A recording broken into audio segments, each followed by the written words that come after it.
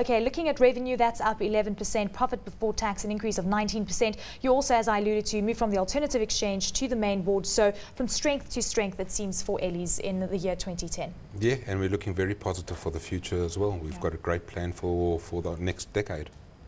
Okay, Wayne, well, let's just look going forward. I mean, and looking at some of the big things that have happened over the past year or so. You've also launched a new property division and you're looking to capitalize on property value growth as well. Tell us a little bit more about that and how you plan to expand that even further in the new year. Okay, the property is not really for property growth or for financial gains as such.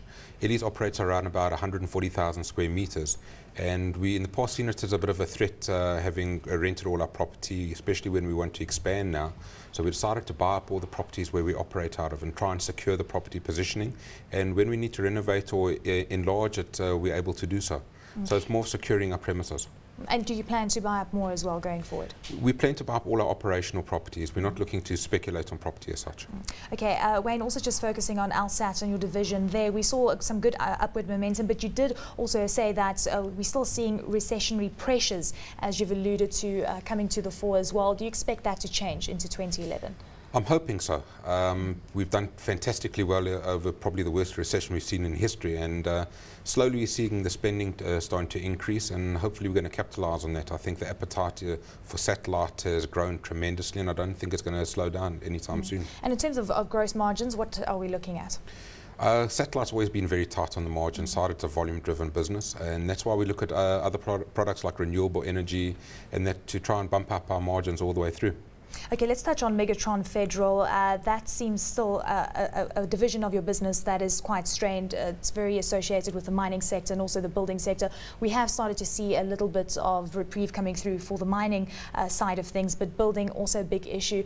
We are expecting this part of the economy to start changing as well. How do you remain competitive with the squeezing of margins in this particular sector? In that sector, we manufacture a large amount of the product that we sell through Megatron, and it's just working on efficiencies. One of the things we did, we created a new factory manufacturing transformers, just trying to get the efficiencies there and offer a better offering to our customer base. Let's touch on the mining side of things. You're talking about things looking relatively good and your order book also looking robust. Tell us a little bit more about what we can expect into 2011. On the Megatron side, we got quite a bit of promising orders coming through from the African sector, not really South Africa, and I think the whole of Africa with the resource prices starting to wake up a little bit, and we're getting some of the orders coming through from the mines.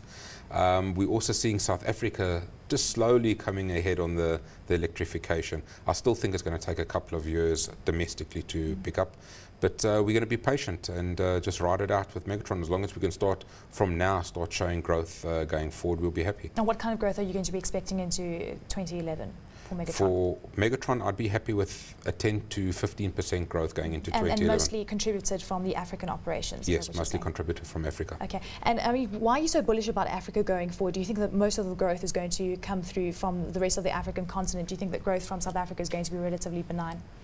Well, I've always believed in the African Renaissance, and I believe that the South African companies can drive into Africa and launch the whole of Africa to become a powerhouse. It's a matter of companies delving into Africa, the likes of Massmart, Shoprite, Checkers, and that they're all growing into Africa. And being part of the electronics business, we'd like to see that growth happening to our company as well. And of course, getting exposure to that. You mentioned renewable energy, renewable power. A couple of years ago, I remember that I visited some of your operations here in Johannesburg, and you couldn't get generators out quick enough. Tell us about the play between renewable energy and selling generators.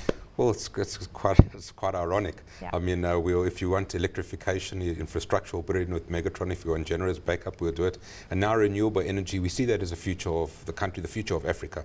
I don't believe that the electrical shortage is short-lived. I think it's going to be an ongoing thing throughout Africa, and we want to be in the right space. I think with our company's infrastructure expertise, and this is where we're using the Megatron expertise, we're going to renewable energy, and we'd like to believe we're going to be one of the first companies to offer an end-to-end solution. Well, tell us about your views with Eskom. In the beginning of the year, we had a few warnings coming through from the power utility saying that we could see more shortages going forward. How does this all affect your generator business? And tell us about the volumes that we've seen in this particular business. Well, the generator business slowed down after 2008. I mean, we still got a viable business. We still do sell.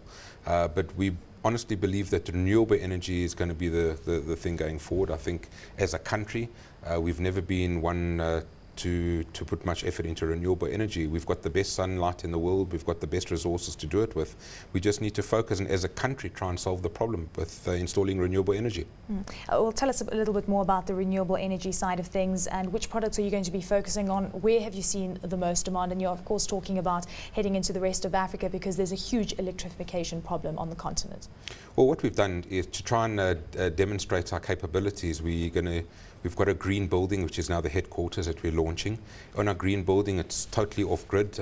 All the computers, lighting, everything works on PV panels, solar water heating, wind generation.